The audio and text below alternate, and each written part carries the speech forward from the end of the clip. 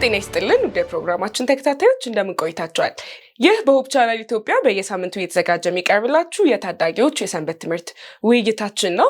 የማዕዘን ድንጋይ ይሰኛል። አብዛኞቻችሁ እንደምታውቁት ዛሬም እንደተለመደው ከአዳዲስ እንግዶች ጋር በፊታችሁ እንገኛለን። እንግዶች ራሳችሁን አስተዋውቁና ከዛ ወደ ቀጣዩ ፕሮግራም እንሄዳለን።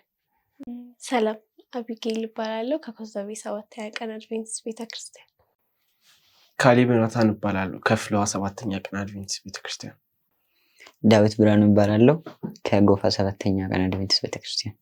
ፕሮግራሙን በመምራት አብሬያችሁ የምቆየው ደግሞ ጽዮን አቦነ እባላለሁ ከጎፋ 7ኛ ቀን አድቬንቲስት ቤተክርስቲያን የመጣሁት። የዛሬው ጥናታችን 8ኛ ሲሆን ርዕሱም የመለወጥ ማረጋገጫ ይላል። የመታሰቢያ ጥቅሱ የሚገኘው 2ኛ ጴጥሮስ ምዕራፍ 1 ቁጥር 3 ላይ ነው። በእግዚአብሔር ስም እናነባዋለን።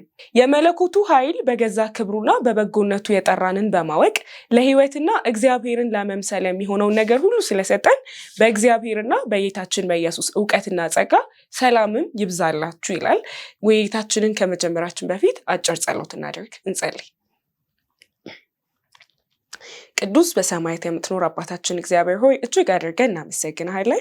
ምሕረት ቸርነት ስለበዛልን፣ ደግነት ፍቅር ስላገዘን፣ ዛሬም በፊት ሆነን ቃልህን እንድንማር ስለሰበሰብከን እጅግ አድርገን እናመሰግንሃለን። አባቴ አሁንም መንፈስ ቅዱስ በማካከላችን እንዲሆን እንዲያስተምረን እንማጸንሃለን። እግዚአብሔር ሆይ በተለያዩ አይነት መንገዶች ደግሞ ይህንን ቃል የሚሰሙት ልጆችህን እንድትባርካቸው፣ መንፈስ ቅዱስ ከእነርሱ ጋር ሆነ እንድታበረታታቸው፣ እንድትገልጽላቸው እግዚአብሔር ሆይ እንማጸንሃለን። በተማርነው መኖር እንድንችልም አንተ እንድትረዳን እንማጸንሃለን።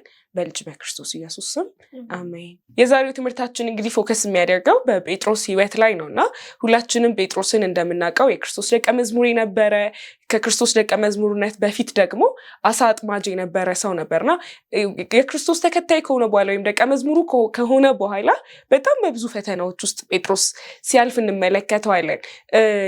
ብዙዎቻችን እንደምናውቀው የጴጥሮስ ፐርሰናሊቲ በጣም በቃ ደፋር ሰው ነበረ፣ ችኩል ነበረ፣ ምንም የማይፈራ የሚመስል ሰው ነበር እና ግን ኢየሱስን ደግሞ በጣም የሚወድ ኢየሱስ በጣም በቃ ቤስት ፍሬንድ የነበረ ሰው ነበረ ጴጥሮስ ኢየሱስን በጣም እንደሚወደው ነበር የሚያውቀው። ነገር ግን በጣም በብዙ ፈተናዎች ውስጥ ደግሞ ሲወድቅ እንመለከተዋለን። በእምነት ማነስ ሲፈተን እንመለከተዋለን። ችኩልነቱ ደግሞ ኢየሱስን ምን ይለዋል? አንድ ቦታ ላይ መጽሐፍ ቅዱሳችን ላይ እንደሚነግረን እኔም ሰዎች ከማን ነህ ይሉኛል ሲላቸው አንተ የሕያው እግዚአብሔር ልጅ ነህ ይለዋል። ከዛ ወዲያው ደግሞ ክርስቶስ የሰው ልጅ ሊሰቀል ይገባዋል ሲላቸው ደግሞ ወደኋላ ዞር አድርጎት ኢየሱስን ይሄ ካንተ ይወገድ፣ እንዴት እንደዚህ አይነት ነገር ታወራለህ ይለዋል። ከዛ ኢየሱስ በዛው ባወደሰበት አፍ ደግሞ ጴጥሮስን እግዚአብሔር ይገስጽ አንተ ክፉ እያለ ደግሞ ሲገስጸው እንመለከታለንና ይሄ ችኩልነቱ ኢየሱስን እወዳለሁ ብሎ የሚያስብ ሰው ነገር ግን ደግሞ በጣም በፍርሃት ደግሞ የተያዘ ሰው እንደሆነ እንመለከታለን። በተለየ ሁኔታ ደግሞ ክርስቶስ ኢየሱስን በገረድ ፊት ደግሞ ሲክደው እንመለከታለንና የመጨረሻውን እራት እየበሉ እያለ ሁላችንም እንደምናስታውሰው ኢየሱስ ደቀ መዛሙርቱን ምን ይላቸዋል? ከማከላችሁ አንድ ሰው ይክደኛል ይላቸዋል። ከዛ ግን ጴጥሮስ ምን ይላቸዋል? ኢየሱስ ሆይ እኔ ሁሉም ቢክዱ መቼም አልክድም፣ እስከ ሞት ድረስ ለአንተ የታመንኩ ነኝ እያለ ሲናገር እንመለከተዋለን። ነገር ግን የመጀመሪያው በገረድ ፊት የካደው ሰው ጴጥሮስ እንደሆነ እናያለን። ኢየሱስ ግን ከሞት ከተነሳ በኋላ ጴጥሮስን ምን አድርግልኝ ይለዋል? በጎቼን ጠብቅ፣ መንጋዎቼን ጠብቅ፣ ጠቦቶቼን አሰማራ እያለ ደግሞ ኃላፊነት ሲሰጠው እንመለከታለንና የጴጥሮስ ሕይወት በጣም በፈተና የተሞላ እንደሆነ እንመለከታለን። በተለየ ሁኔታ የሐዋርያት ሥራ ምዕራፍ 12 ከቁጥር 1 እስከ 23ን ስናነበው የሐዋርያት ሥራ ምዕራፍ 12 ከቁጥር 1 እስከ 23 ድረስ ስናነበው ጴጥሮስ እንደገና በወህኒ ቤት እንደተያዘ ይነግረናል እና በወህኒ ቤት እያለ ጴጥሮስ ምን ተፈጠረ? ምን ነበረ የሆነው? ከመካከላችሁ ማን ነው የሚገልጽልን? ጴጥሮስ በወህኒ ቤት እያለ ምን ነበር የተፈጠረው? አቢጌል። በአራት ጭፍራ ወታደር መሀል ነበር የታሰረው እና እጁ በሁለት ሰንሰለት ታስሮ ተኝቶ ነበር። ከዛ በቤተ መቅደሱ ደግሞ ስለሱ ተብሎ ይጸለይ ነበር። ከዛ በሌሊት እግዚአብሔር መልአክ ተልኮ መጥቶ ሲያነቃውና ከእስር ቤት ሲያወጣው እናያለን። እግዚአብሔር ይባርክሽ። ጴጥሮስ ታስሮ ተኝቶ ነበር እና እሱ በተኛበት ጊዜ ስለሱ የሚጸልዩ አማኞች እንደነበሩ እና መጸለይ ብቻ ሳይሆን አጥብቀው የሚጸልዩ አማኞች እንደነበሩ መጽሐፍ ቅዱስ ይገልጽልናል። እግዚአብሔር ይባርከው። መጽሐፍ ቅዱስ እንደሚነግረን ጴጥሮስ በወህኒ ቤት በነበረ ጊዜ በቤተ ክርስቲያን ስለ እርሱ አጥብቆ ጸሎት ይደረግ ነበር እያለ ይነግረናል። ታዲያ ቤተ መቅደስ ውስጥ የነበሩት ሰዎች የእነሱ ጸሎት ለጴጥሮስ መፈታት ምን ያህል አስተዋጽኦ ነበረው ብለህ ታስባለህ ዳዊት? ያው ከስር እንዲፈታ አድርጓል። እግዚአብሔር ይባርክ። መጽሐፍ ቅዱሳችንም ይነግረናል አይደለ? አንደኛ የሐዋርያት ሥራ ምዕራፍ 12 ከቁጥር 1 እስከ 23 ስናነባው ጴጥሮስ በእስር ቤት ታስሮ እያለ በቤተ ክርስቲያን አጥብቆ ስለሱ ጸሎት ይደረግ ነበር ይለናል። እና ሙሉ መጽሐፉን ሙሉ ታሪኩን ስንመለከተው ጴጥሮስ ለራሱ እየጸለየ ነበር የሚል ክፍልን አናገኝም። ነገር ግን በቤተ ክርስቲያን ስለ እርሱ ጸሎት ይጸለይ ነበር ይለናል። እና ከዛ በኋላ ጌታ መልአኩን ልኮ ጴጥሮስን ሲያወጣው እንመለከታለን። ከዛ በኋላ አንደኛ ጴጥሮስ ምዕራፍ 4 ከቁጥር 7 እስከ 8 ላይ ጴጥሮስ ለምዕመናኑ አንድ መልእክት ይነግራቸዋል። እስኪ ማን ነው የሚያነበልን? አንደኛ ጴጥሮስ ምዕራፍ 4 ከቁጥር 7 እስከ 8 አንብብልን።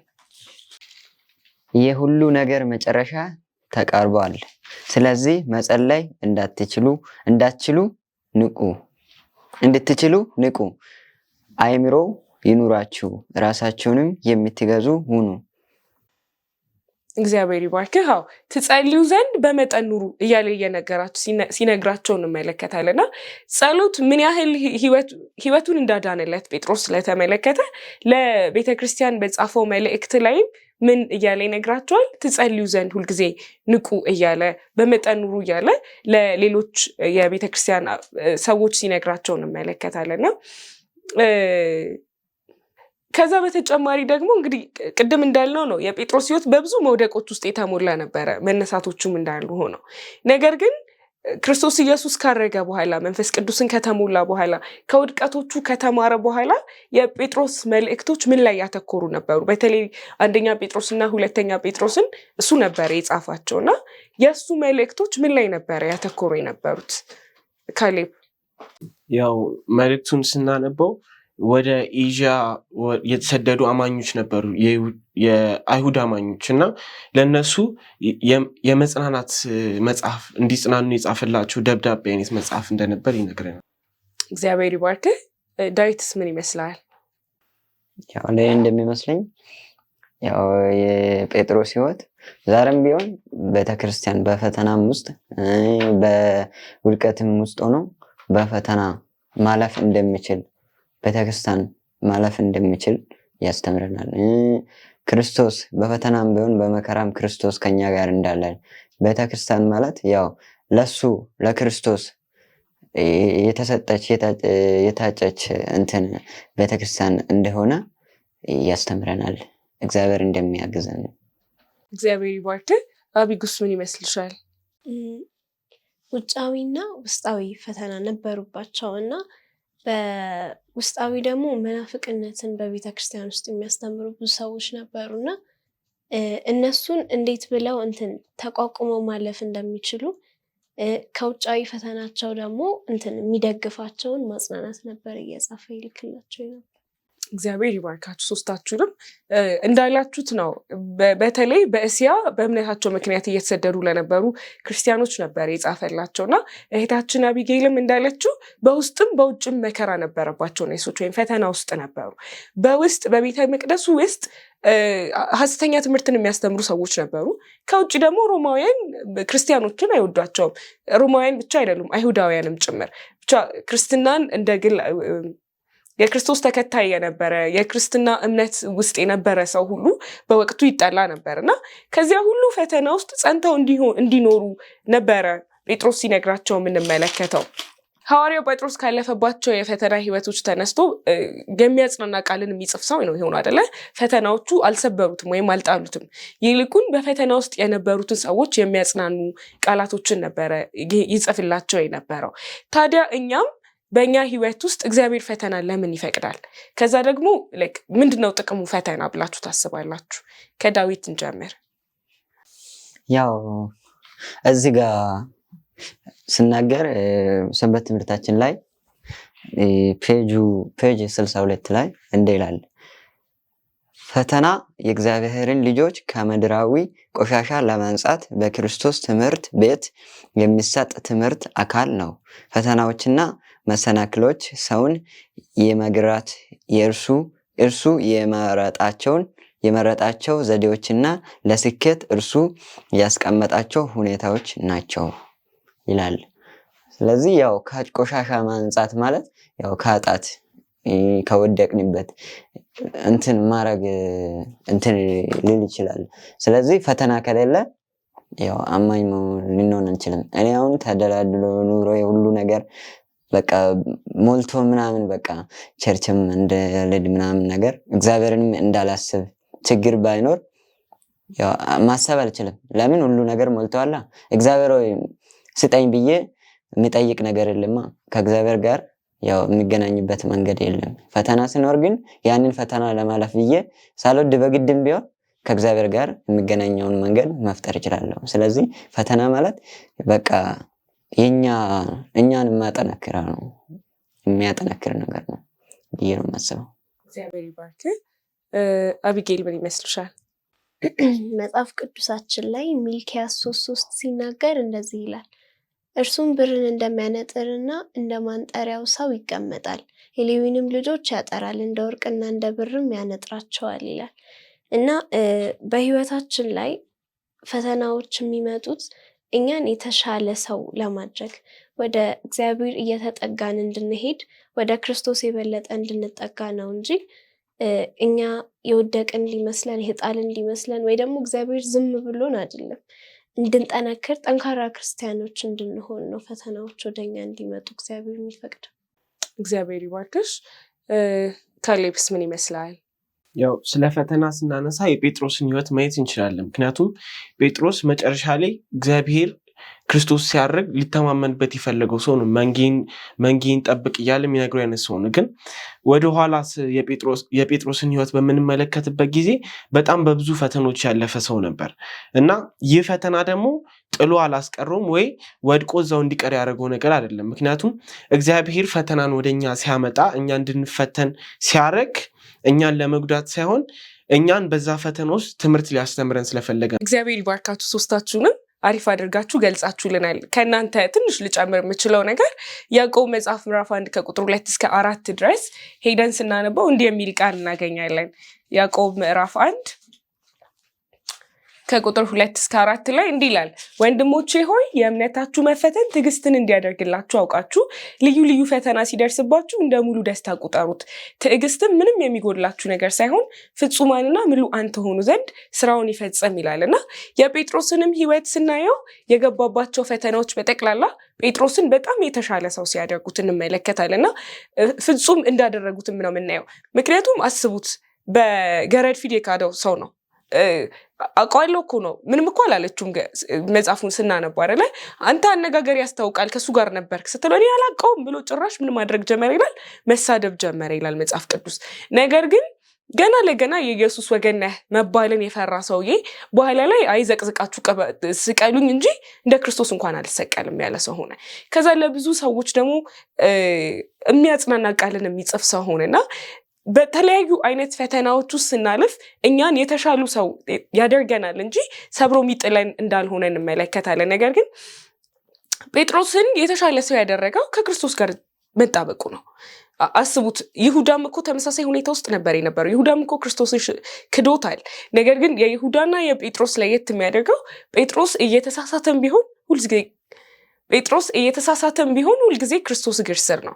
ይሁዳ ግን የራሱን መንገድ መከተልን መረጠና ወደ ተነሳንበት ጥያቄ ስንመለስ ፈተናዎቻችን ፍጹማን እንድንሆን እንደሚያደርጉን ነው መጽሐፍ ቅዱሳችንም የሚነግረን፣ ከጴጥሮስ ታሪክም የምንማረው ማለት ነው። ወደ ሌላኛው ጥያቄ ልለፍና ጴጥሮስ እግዚአብሔር ያቀረበለትን ጥሪ ከመቀበሉ በፊት ራስን ወደ መካድ መመራት ያለበት ለምን ይመስላችኋል? ለምን ነበረ በእነዛ ሁሉ ፈተናዎች ውስጥ ማለፍ የነበረበት? ለምን ነበር ያንን ሁሉ ውድቀት የተጋፈጠው? ለምን ነበር በሰዎች ፊት ያሳፍራል አይደለ? አስቡት፣ በጓደኞቹ ፊት ክርስቶስ ኢየሱስን አልክድህም፣ ሁሉም ቢተዉ እኔ እስከ ሞት ድረስ ካንተ ጋር ነኝ እያለ የነበረ ሰውዬ ከዛ መሀል ላይ ገረድ ፊት ክቶታል። ከዛ ደቀ መዛሙርቶቹ ሲሰበሰቡ ምን እንደሚሉት አስቡ። ባለንበት ኤጅ ራሱ ብናየው አንድ ጓደኛችሁን አስቡት፣ እኔ ፈተናው እንደፍኛለሁ ምናምን እያለ ከዛ ሲመጣ 0 የመጣበትን ጓደኛችሁን አስቡትና እንዴት እንደሚሳቅበት አስቡት። እና በዛ ሁሉ ውስጥ እያለፈ ራሱን ወደ መካድ መመራት ነበረበት ጴጥሮስ። ለምን ይመስላችኋል ያ እንዲሆን የፈቀደው? አብጌል። ጴጥሮስ እንደዚህ ከመቀየሩ በፊት በጣም ቀልቃላ ነበር። በራሱ ኃይል ነበር የሚተማመነው። አልክድም እያለ ራሱ የሚክድ ነበረ። ክርስቶስን ሊይዙት በመጡ ጊዜ ራሱ ከወታደሮቹ መካከል አንደኛውን ጆሮን የቆረጠው ራሱ እሱ ነበር እና በጣም ደግሞ እንትን ነበር፣ ፈሪ ነበር። ግን በዚህ ሁሉ ውስጥ ካለፈ በኋላ በገረድ ፊት የካደው ጴጥሮስ በንጉስ ፊት ራሱ አልካደውም። እስር ቤት እንኳን ሲገባ አልካደም ነበር እና በእነዚህ አይነት ፈተናዎች ውስጥ ማለፉ እንዲለወጥ አድርገውታል እና በራሱ የነበረውን እምነት ትቶ ሙሉ በሙሉ በቃ እምነቱ በክርስቶስ ላይ እንዲሆን አድርገውታል ብዬ አስባለሁ። እግዚአብሔር ይባርክሽ። ካሌብስ ምን ይመስላል? እንግዲህ እግዚአብሔር ክርስቶስ ጴጥሮስን የመረጠው ወንጌል ለዓለም ሊያደርስለት ነበር እና ራሱን መካድ ያስፈለገበት ምክንያት ምንድን ነው ብለን ስናስብ ጴጥሮስ በጣም ችኩል የሆነ ቦልድ ነበር አለ አይደል? ሁልጊዜ ቶሎ መናገር የሚወድ አይነት ሰው ነበር፣ ፈጣን ነበር እና አሁን ወደ ወንጌል ስንመጣ ወንጌል የሚፈጠንበት ወይ ሰው ላይ የምንቆጣበት አይነት መንገድ አይደለም። ጴጥሮስ በጣም ቁጡ ነበር እና አሁን ሰው እግዚአብሔር ይወዳል ብለን ልንቆጣው አንችልም። ግን ራሱን መካድ ያስፈለገበት ጴጥሮስ ራሱን በካደ ጊዜ በጣም የዋህ እንደሆነ እናያለን እና ጴጥሮስ ራሱን ክዶ ራሱን እንዲክድ ያስፈለገው የዋህ እንዲሆን ስለፈለገ ነው።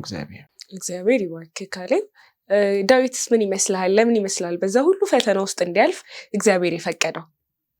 ያው ፈተና ማለት ያው እሱ እንዲያልፍ የፈቀደው እግዚአብሔር በዛ ማለፍ ነበረበት እንትና ጴጥሮስ። ለምን በዛ ፈተና ውስጥ ካላለፈ ጴጥሮስ ራሱ ጴጥሮስ አይሆንም ነበር። ለምን ለዓለም ወንጌል ማዳረስ ይቅርና ራሱንም ክርስቶስ ብሎ መጥራትም ለመመስከርም አይችልም ነበር። ስለዚህ አንድ ሰው ፈተና መኖር አለበት። ያው እኛ ክርስቲያን እስከሆነን ድረስ ፈተና መጋፈጥ አለብን። ለምን በጸሎት በሱ ኃይል እንደምንወጣ ተማምነን መጋፈጥ አለብን። ያው አንድ እንትን ነበረና አባባል ነበረና ያው አንድ ወርቅ የራሱን ወርቅነቱ የሚረጋገጠው እሳት ውስጥ ገብቶ ከወጣ በኋላ ነው። እሳት ውስጥ ገብቶ ከቀለጠ ያ ወርቁ ከተቃጠለ ወርቅ ሊባል አይችልም። ስለዚህ የራሱን የወርቅነቱ የሚገለጠው በዛ መንገድ ነው። ስለዚህ ፈተናን ማለፍ ነበረበት። ራሱን አዋርዶ ከክርስቶስ ጋር መሆን ስለነበረበት ነው። እግዚአብሔር ይባርካችሁ ሶስታችሁንም። በውስጡ የነበረው እኔ የሚለውን መንፈስ መሞት ነበረበት እና ራሱን ያዋረደ ሰው መሆን ነበረበት። በተለይ ደግሞ ሉቃስ ወንጌል ምዕራፍ 22 ቁጥር 31 ላይ ስንመለከት ክርስቶስ ኢየሱስ ጴጥሮስን አንድ ቃል ይናገረዋል። ጴጥሮስ በሌላ በኩል ደግሞ ስታዩት ማለት ነው ጥቅሱን ከማንበባችሁ በፊት የሆነ የዋህም ነገር ይመስላል።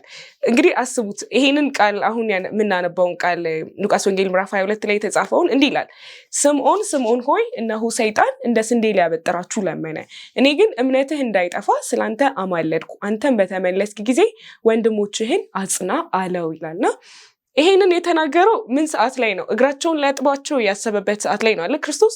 ከዛ እግሬን አታጥበኝም ኢየሱስ፣ እንዴት አንተ እግሬን ታጥበኛለህ ምናምን ይለዋል። ከዛ አይ እግርህን መታጠብ አለብህ። ኢየሱስ ምን ይለዋል? እነሆ ሰይጣን እንደ ስንዴ ሊያበጥራችሁ ለመነ፣ እኔ ግን እምነትህ እንዳይጠፋ ስላንተ አማለድኩ፣ አንተም በተመለስክ ጊዜ ወንድሞችህን አበርታ ይለዋል። እና ጴጥሮስ የነበረባቸው ሁኔታዎች ሁሉ ውስጥ ያለፈው ለሌሎች ወንድሞቹ ደግሞ ምሳሌ መሆን ነበረበት። ቅድም እንዳልነው አንደኛ ጴጥሮስና ሁለተኛ ጴጥሮስን የጻፈው እሱ ነው።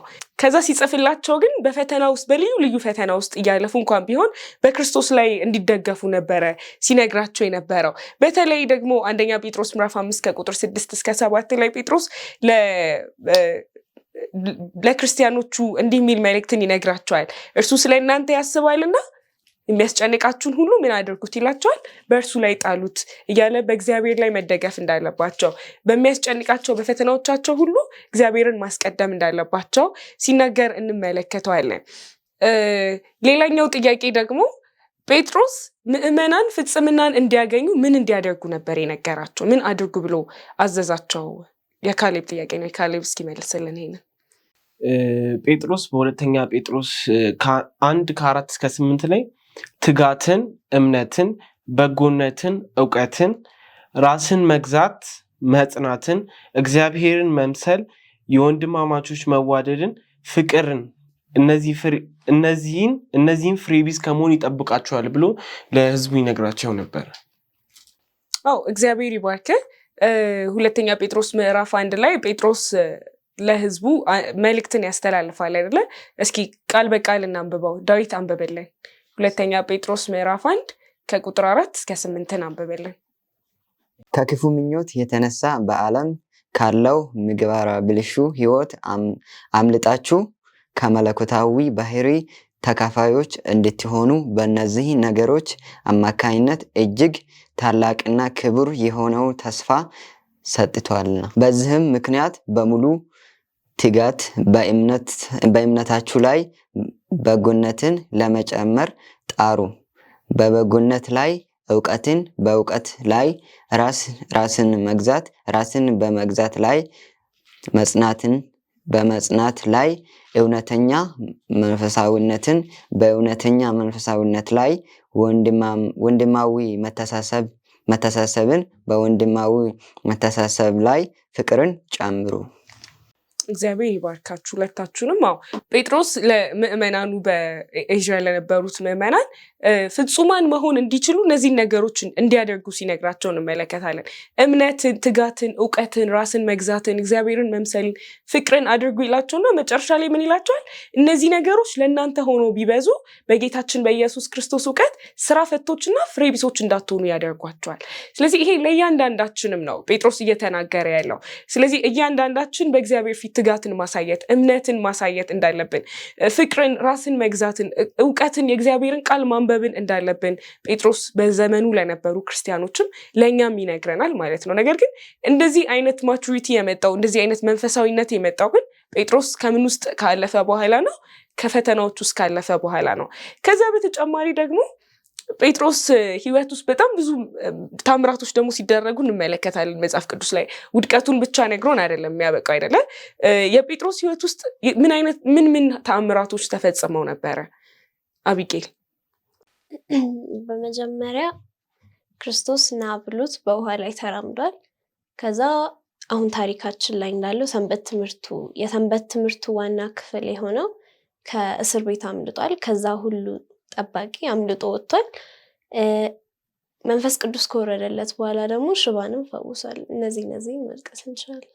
እግዚአብሔር ይባርክሽ። ሌላ የምትጨምሩት አላችሁ በጴጥሮስ ህይወት ውስጥ የተከናወነ ተአምራት?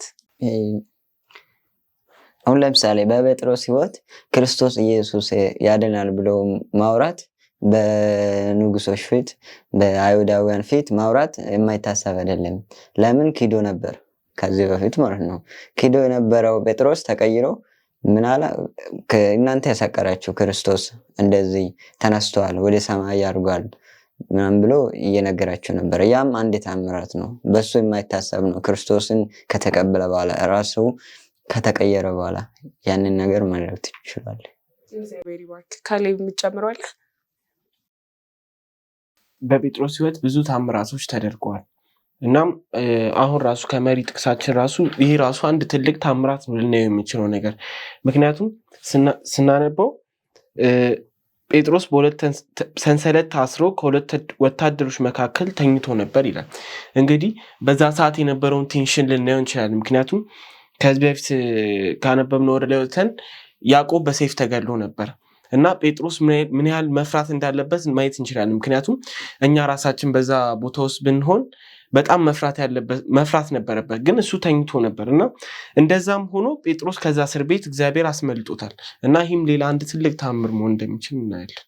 እግዚአብሔር ይባርካችሁ። ሶስታችሁንም አሪፍ አድርጋችሁ ገልጻችሁታልና መጽሐፍ ቅዱሳችን በደንብ ይነግረናል አይደለ? ሽባው በሱ ምክንያት እንደተፈወሰ ይነግረናል። በሌላ ቦታ ደግሞ የሐዋርያት ስራ ምዕራፍ 9 ላይ ስናነብ ደግሞ ዶርቃ የምትባለው ሴት ከሞት የተነሳችሁም እሱ ነበረ ከሙት እንድትነሳ የጸለየላት የነበረው። ከዛ ደግሞ ከእስር ቤት ማምለጥ አሁን ካሌብ እንደጠቀሰልን አናንያና ሰጲራ ታሪክ ላይ የምታስታውሱት ከሆነ ጴጥሮስ በቤተ መቅደስ ውስጥ ነበር፣ ቸርች ውስጥ ነበር፣ በቤተ ክርስቲያን ውስጥ ነበረ። ነገር ግን አናንያና ሰጲራ ያደረጉትን ነገር መንፈስ ቅዱስ ኦልሬዲ ገልጾለታል እና ያውቀዋል። እና ይሄ ራሱ በጣም ትልቅ ተአምራት ነው። በሌላ በኩል ደግሞ ስታዩት ዳዊትም እንደገለጸልን በገረድ ፊት የካደው ሰውዬ ከጥቂት ቀናት በፊት በገረድ ፊት የካደ ሰው የመጀመሪያው መንፈስ ቅዱስ እንደወረደ መጀመሪያ በቃ ወጥቶ የክርስቶስን ጌትነት አዳኝነት የሰበከው ደግሞ ጴጥሮስ ነበረ። 3 ጊዜ የካደው ሰውዬ አንድ ጊዜ ሰብኮ 3000 ሰዎች ወደ ቤተ መቅደስ ሲገቡ ሲመለሱ እንመለከታለን። ከዛ በተጨማሪ ደግሞ ኢቨን ፈሪሳውያኖቹን ፈርቶ ነበር አይደል ያኔ በገረድ ፊት ክርስቶስን የካደው። ነገር ግን ፈሪሳውያኖቹ እንኳን አትስበኩ ምናምን እያሉ እየከለከሏቸው ከእናንተ ይልቅ እግዚአብሔርን ልንታዘዝ ነው የሚገባን እያለ ደግሞ የሚናገር ሰው እንደሆነ እንመለከተዋል። እና የጴጥሮስ ታሪክ በዛ ሁሉ ፈተና ማለፉ፣ መውደቁ፣ በጓደኞቹ ፊት የደረሰበት ውርደት ልንለው እንችላለን። ከዛ ሁሉ በኋላ ግን ክርስቶስ ኢየሱስ እንደገና እንዳነሳው፣ እንደገና ጠቃሚ ሰው እንዳደረገው እንመለከታለን። ውይይታችንን ወደ ፍጻሜ እያመጣን ነውና ከጴጥሮስ ሕይወት ታዲያ ምን እንማራለን? ከጴጥሮስ ሕይወት ምን ትማራላችሁ? ለራሳችሁ እስኪ ይሄን ተምሬያለሁ ብላችሁ የምትገልጹልን ነገር ምን አለ? ከዳዊት እንጀምራለን። ዳዊት ከጴጥሮስ ሕይወት ምን ትማራለህ?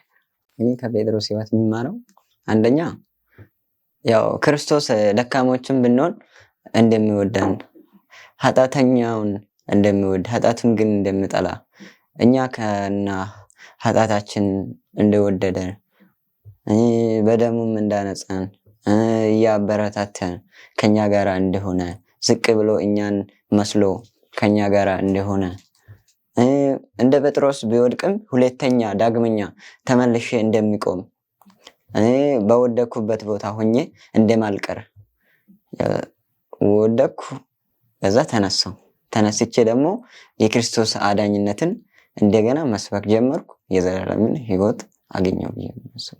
እግዚአብሔር ይባርክ። ካሌብስ ምን ትማራለህ? ከጴጥሮስ ታሪክ ምንድን ነው የምትማረው ለህይወት? ከጴጥሮስ ሕይወት እኛም ልንማረው የምንችለው ነገር ቢኖር በማንኛውም ሁኔታ ውስጥ ብንሆን እግዚአብሔር ተስፋ የሚቆርጥብን አምላክ እንዳልሆነ እናያለን። ምክንያቱም ጴጥሮስ በገረድ ፊት ሲክደው፣ ሲደነግጥ፣ ሲቸኩል እግዚአብሔር አልተወውም ወይም ተስፋ አልቆረጠበትም። በምንም አይነት ሁኔታ ውስጥ ቢሆን እግዚአብሔር አልተወውም። ምክንያቱም እንደዛ ሆኖ እግዚአብሔር ይዞት ነበር። እግዚአብሔር ከያዙን በኋላ እኮ መንፈስ ቅዱስ ከወረደበት በኋላ በአንዴ 3000 ሰው የቀየረ አይነት ሰው ነበርና እግዚአብሔር ተስፋ የሚቆርጥብን አምላክ እንዳልሆነ ከዚህ መማር እንችላለን። እግዚአብሔር አብዝቶ ይባርክ። አቢጌልስ ምን ትማሪያለሽ ከጴጥሮስ ታሪክ? በመጀመሪያ እግዚአብሔር ታምራቶችን ማድረግ ይችላል እና የፈለገ ነገር ብናደርግ ደግሞ እኛን ሳይሆን ኃጢአታችንን ነው የሚጠላው። እና ሄሮድስ ያዕቆብን ይዞት ነበር። ከዛ ያዕቆብ ተገድሏል፣ በሰይፍ ነው የተገደለው እና ጴጥሮስም በቃ ይሞታል ተብሎ ነበር እና በዛ ውስጥ ራሱ እግዚአብሔር አልተወውም ነበር። ሌላኛው ደግሞ ለእኛ ህይወት በጣም አስፈላጊ ነገር የሆነው ምንም ነገር ቢፈጠር በህይወታችን እንደ ይሁዳ ከእግዚአብሔር ከመሸሽ ይልቅ ይቅርታን ፈልገን ወደ ክርስቶስ ብንመጣ በህይወታችን ያው ጥሩ ቦታ እንደርሳለን እና ከክርስቶስ ጋር መጣበቁ ደግሞ ለዚህ ሁሉ ሰው መዳን ምክንያት ለራሱም መዳን ምክንያት ሆኖታል ብዬ አስባለሁ። እግዚአብሔር አብዝቶ ይባርካችሁ ሶስታችሁንም። ያው ከጴጥሮስ ህይወት የምንማረው እግዚአብሔር የማይጠቅም ነው ብሎ የሚጥለው እቃ እንደሌለ ነው የምንመለከተውና ይነግረናል አለ ዕብራውያን መጽሐፍ ላይም በድካማችን ሊራራልን የማይችል ሊቀ ካህን የለንም፣ በእያንዳንዱ ነገር እንደኛ ተፈትኗል እያለ ሲነግረን መጽሐፍ ቅዱስ እንመለከታልና እግዚአብሔር ሁልጊዜም ቢሆን በፈተናዎቻችን ሊረዳን እንደ ጴጥሮስ ሊያግዘን ከዛ ደግሞ ጠቃሚ ሰዎች አድርጎ ለሌሎች ሰዎች የሚያስተምር ህይወትን ሊሰጠን ፈቃደኛ አምላክ እንደሆነ ከጴጥሮስ ታሪክ እንመለከታለን። የመጨረሻው ጥያቄ በቤተሰባችሁ ሊሆን ይችላል፣ ከጓደኞቻችሁ መሀል ሊሆን ይችላል፣ የምታውቁት ሰውም ሊሆን ይችላል። በፈተና ውስጥ እያለፈ ቢሆንና የጴጥሮስን ታሪክ ሜንሽን አድርጋችሁ ማጽናናት ቢኖርባችሁ እንዴት አድርጋችሁ ታጽናኑታላችሁ? ከካሌብ ነው የምጀምረው። ያው ልነግረው የምንችለው ነገር ቢኖር ጴጥሮስ በብዙ ፈተና አልፏል እና ያን ሁሉ ፈተና ብንገልጽላቸው እና የጴጥሮስን መጨረሻ መናገር ነው። ጴጥሮስ ቢፈተን መጨረሻ ግን ወድቆ እንዳልቀረ እና እግዚአብሔር ፈተና ወደኛ ህይወት ሲያመጣብን እኛን ሊያድሰን እኛን ሊቀይረንና የተሻለ ሰው ሊያደርገን እንደፈለገ መንገር እንዳለብን። እግዚአብሔር ይባርክ። ሌላ የምትጨምሩት ካላችሁ ዳዊት? እሺ እኔ የምለው ማለት አሁን ጓደኛ ከተሳሰተ ያው ወድቆ ካለ ያው ከሱ ጋር ሆኜ ዝቅ ብዬ ከሱ ጋር ተሰብስቤ ያው እሱን መስዬ ያው ራስን ሳላካብድ ከባድ ሰው ሆኜ ሳይሆን ከሱ ጋር ሆኜ እሱን መስዬ ማለት እሱን የሚሰራውን ስራ ሰርቼ ሳይሆን ያንን ስራ እንድተው ስህተቱን እንድተው ከሱ ጋር ሆኜ ክርስቶስ እኮ እንደዚህ ክርስቲያን ይወድቃል ይነሳል ብዬ አስተምራለሁ። እሱንም ደግሞ ክርስቶስ በእንትን መካከል ተቀምጦ ነበር፣ በእንትኖች መካከል የአመንዛሪዎች ያው ሱስ ውስጥ በገቡት መካከል ተቀምጦ በቃ እንትን እያደረገ ነበርና ሐዋርያቶቹም ያው ደቀ መዛሙርቶቹም እንደ ሰውየው ነብይ አይደለም እንደምንድነው እንትን ከከራከሱት ጋር እንዴት ከኃጢአተኞች ጋር ተቀምጦ እንደዚህ አይነት ነገር በቃ ለምን ይቀመጣል ብለው ጥያቄ ሲያደርባቸው ነበርና እኔ የመጣሁት ለታመሙት ነው፣ ለኃጢአተኛ ነው የመጣሁት። መድኃኒትም የሚያስፈልገው ለታመመ ሰው ነው እንጂ ለጤነኛ አይደለም ብሎ ስነግራቸው እንመለከታለን። እኔም እንደዛ ብዬ ያው ማሳመን እችላለሁ። ከክፉ መንገድ አንዱን ሰው የወደቀብን ሰው ዝቅ ብዬ ማንሳት እችላለሁ በእግዚአብሔር ኃይል። እግዚአብሔር አብዝቶ ይባርክ። አቢጌልስ እንዴት ታጽናኛለሽ? ክርስቲያን ሆነን ስንኖር በዚህ ምድር ላይ እዚህም እንደተጠቀሰው በውስጣዊም በውጫዊም ፈተና አለብን። ሁሌም የምናየው ነገር ነውና በፈተና ውስጥ የሚያልፍ ሰው ካለ እግዚአብሔርም ሲናገር በፈተና ውስጥ የሚያሳልፈን ለሱ ጥሩ እቃዎች መስሪያ እቃዎች እንድንሆን ነውና የምንፈተነው እግዚአብሔር እንዳልተወን ያንን ሰው እግዚአብሔር እንዳልተወው አሁንም አብሮት እንዳለ እና ለራሱ ጥሩ ሰው ሊያደርገው እንደዛ በፈተና ውስጥ እያለፈ እንደሆነ ነግሬ ማጽናናት የምችል ይመስላል። እግዚአብሔር ይባርካችሁ ሶስታችሁንም። የጴጥሮስ ታሪክ በጣም ብዙ ያስተምረናል አይደለ? የምንወርድባቸው ውጣ ውረዶች፣ ፈተናዎቻችን፣ ወድቀናል ብለን የምናስባቸው በሰዎች ፊት ተዋርጃለሁ፣ ኧረ እኔማ እንዴት ብዬ ሰው ፊት እቆማለሁ ምናምን የምንልባቸው ሁኔታዎች በጠቅላላ እግዚአብሔር ለመልካም ሊጠቀምባቸው ይችላል። አንድ ነገር ብዬ ወደ ማጠቃለያው እንሄዳለን። ምናልባት ታውቁ ይሆናል የጃፓኖች አንድ ባህል አለና የተሰበሩ ሸክላዎቻቸውን የሚጠቅኑበት አንድ ባህል አላቸውና ሸክላዎቻቸው ወድቀው ሲሰበሩ በወርቅ ነው የሚያጣብቋቸው። ላይክ አንድ ዕቃ ተሰበረ ተብሎ አይጣልም፣ በወርቅ ያጣብቁታል። ይሄ በቀለጠ ወርቅ የሚጣበቁት ሸክላዎች ወይም ተሰብረው እንደገና የተጠገኑት ሸክላዎች ከኖርማሎቹ ይበልጥ ብዙ ዋጋ ያወጣሉ። ከዛ በኋላ ደግሞ እጅግም የተዋቡ ናቸው። በጣም የሚያምር ኢሜጅ ነው የሚፈጥረው እና በወደቅን ቁጥር እግዚአብሔር ላይ እንውደቅ፣ በወደቅን ቁጥር ክርስቶስ ጋር እንሁን። የስምንተኛው ትምህርት ውይይታችን ጴጥሮስ ሕይወት ላይ ያተኮረ ነበረ እና ጴጥሮስ ያለፈባቸው መከራዎች፣ ከዛ በኋላ ያለፈባቸው ፈተናዎች፣ ውድቀቶቹን እግዚአብሔር ደግሞ ያንን ውድቀቱ እንዴት አድርገው እንደተጠቀመበት ለቤተ ክርስቲያን ለነበሩ ምዕመናን ደግሞ እንዴት አይነት በፈተና ውስጥ በሚያልፉ ጊዜ ማለፍ የሚችሉባቸውን መንገዶች እንደጠቆመ፣ ደብዳቤዎችን እንደጻፈላቸው ዛሬም በዚህ ዘመን ላለን ክርስቲያኖች ደግሞ ጭንቀቶቻችንን፣ ፈተናዎቻችንን፣ ውድቀቶቻችንን ሁሉ በእግዚአብሔር ላይ መጣል እንዳለብን ያስተማረንን ትምህርት ነበረ የተወያየ ነው። መታችሁ ስለተወያያችሁ እግዚአብሔር አብዝቶ ይባርካችሁ። በቴሌቪዥን መስኮት የተከታተላችሁንም ስላዳመጣችሁን እጅግ አድርገን እናመሰግናለን። የመጨረሻውን ጸሎት እህታችን አቢጌል ጸሎት አድርጋ ትጨርስልናለች። ሁላችንም በተማርነው ባስተማርነው ሀሳብ በሰጠነው ደግሞ መኖር እንድንችል እግዚአብሔር አምላክ በጸጋው ይርዳን። አቢጌል ጸሎት አድርጊልን። እሺ እንጸልይ። በሰማይ ያለ አባታችን ሆይ ጥበቃና ጥንቃቄ ሳይለየን እስከዚህ ሰዓት ድረስ ስላቆየህን እጅግ አድርገን እናመሰግናለን። ጌታ ሆይ በሕይወታችን ላይ ደግሞ ይችን ሰዓት ስለጨመርክልን እጅግ አድርገን እናመሰግናለን። ጌታ ሆይ ደግሞ መልካም ፈቃድ ሆኖ በአንተ ፊት ተሰብስበን ያንተን ቃል መግለጽ ስለቻለን እጅግ አድርገን እናመሰግናለን። ጌታ ሆይ ደግሞ ይህ ለአንተ ስራ እንዲውል ጌታ ሆይ ብዙ ክርስቲያኖችን ወደ አንተ የሚያመጣ ስራ እንዲሆን እንድትረዳን እንጸልያለን። ጌታ ሆይ ደግሞ በተማርነው መኖር እንድንችል አንተ እርዳን። ጌታ ሆይ አውቀንም ቢሆን ሳናቅ የበደልንህን ኃጢአት፣ በደል፣ መተላለፋችንን ሁሉ በልጅ በኢየሱስ ስም ይቅር በለን። ከዚህ ወጥተን በምንሄድበት ሁሉ ጥበቃህና ጥንቃቄ አይለየን፣ በልጅ በኢየሱስ ክርስቶስ ስም አሜን። ሳምንት በ9ኛው ውይይት ከሌሎች እንግዶች ጋር እንገናኛለን። እስከዚያው ቸር ሰንብቱ።